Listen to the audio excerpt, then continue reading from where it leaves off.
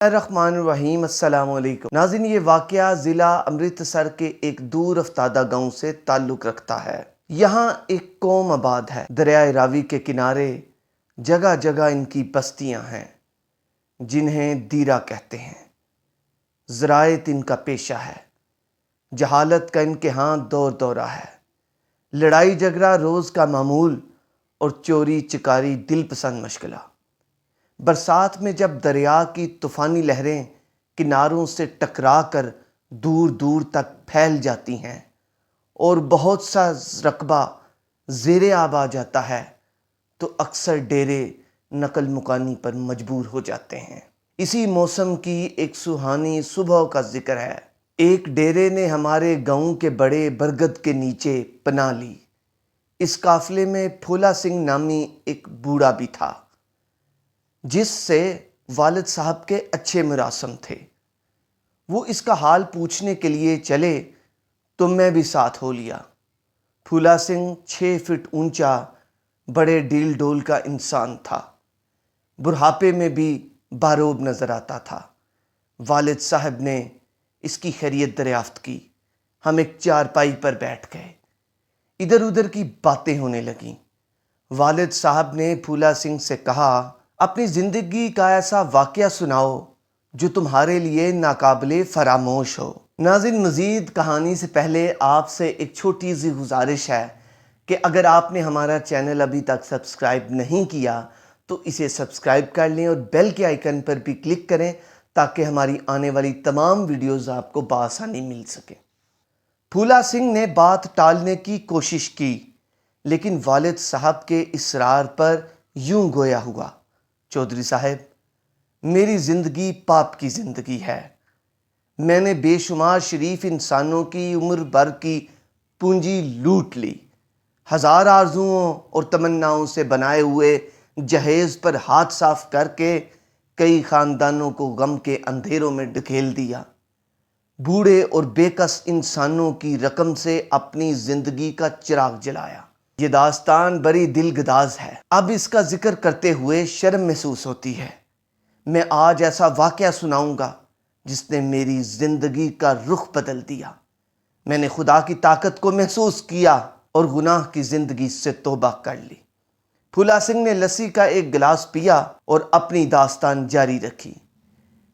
ایک بار رات کا کھانا کھانے کے بعد میرے 2-3 ہم پیشہ ساتھیوں نے یہاں سے چند میل دور ایک گاؤں میں چوری کرنے کا فیصلہ کیا اور اپنے اوزار کپڑوں میں چھپا لیے اور منزل کی طرف روانہ ہو گئے۔ رات بہت تاریک تھی۔ ہاتھ کو ہاتھ دکھائی نہ دیتا تھا۔ ہر طرف ہوگ عالم تھا۔ کبھی کبھی کتوں کے بھونکنے کی آوازیں اس خاموشی کو توڑ دیتی تھیں۔ ہماری منزل آ گئی۔ گاؤں سے باہر قبرستان میں ہم نے کپڑے اتار کر ایک جھاڑی میں رکھ دیے اور خاص قسم کے چست لباس پہن کر گاؤں میں داخل ہو گئے۔ جس مکان میں ہم چوری کرنے والے تھے وہ ایک کھاتے پیتے سید کا گھر تھا۔ مکان کی بیرونی دیوار کچی اینٹوں کی بنی ہوئی تھی۔ ہم نے مناسب جگہ منتخب کی اور کام کا آغاز کر دیا۔ تھوڑی ہی دیر میں ہم مکان کے اندر تھے۔ کمرے میں خاموشی تھی۔ اوپر تلے کئی صندوق رکھے گئے تھے۔ ایک طرف اناج کا ڈھیر لگا ہوا تھا۔ اہل خانہ ساتھ والے کمرے میں غفلت کی نیند سو رہے تھے۔ صورتحال ہر طرف ہمارے حق میں تھی۔ ڈھیروں مال ملنے کی توقع تھی۔ میں نے حالات کا سرسری جائزہ لینے کے بعد ٹارچ روشن کی۔ دری اثنا ایک حیرت ناک منظر میری آنکھوں نے دیکھا۔ کیا دیکھتا ہوں کہ سفید کپڑوں میں ملبوس ایک آدمی مکان کے اندر داخلے کے لیے لگائی گئی نقب کے سوراخ سے داخل ہو رہا تھا۔ ہم پر سکتہ طاری ہو گیا۔ دل کی حرکت بند ہوتی ہوئی محسوس ہوئی لیکن پھر فوراً سنبھل گئے۔ اپنے آپ پر قابو پا کر میں نے کرپان نکال لی اور اس آدمی پر جھپٹا، مگر وہ بجلی کسی تیزی سے باہر نکل کر کھڑا ہو گیا۔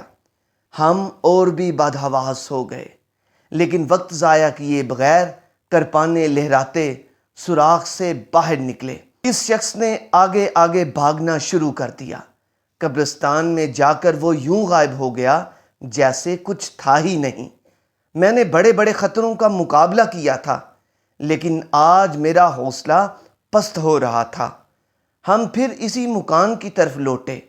اندر قدم رکھا تو وہی شخص سوراخ کے سامنے تن کر کھڑا ہو گیا۔ ہم فوراً باہر نکل آئے اور اس کا تعاقب کیا۔ قبرستان میں وہ دوبارہ غائب ہو گیا۔ ہم ایک بار پھر اپنے نشانے کی طرف چل پڑے، لیکن بدقسمتی سے وہ پراسرار آدمی پہلے سے ہی وہاں موجود تھا۔ اسی کشمکش میں خاصا وقت گزر گیا۔ ہم اپنی محرومی پر دانت پیس کر رہ گئے۔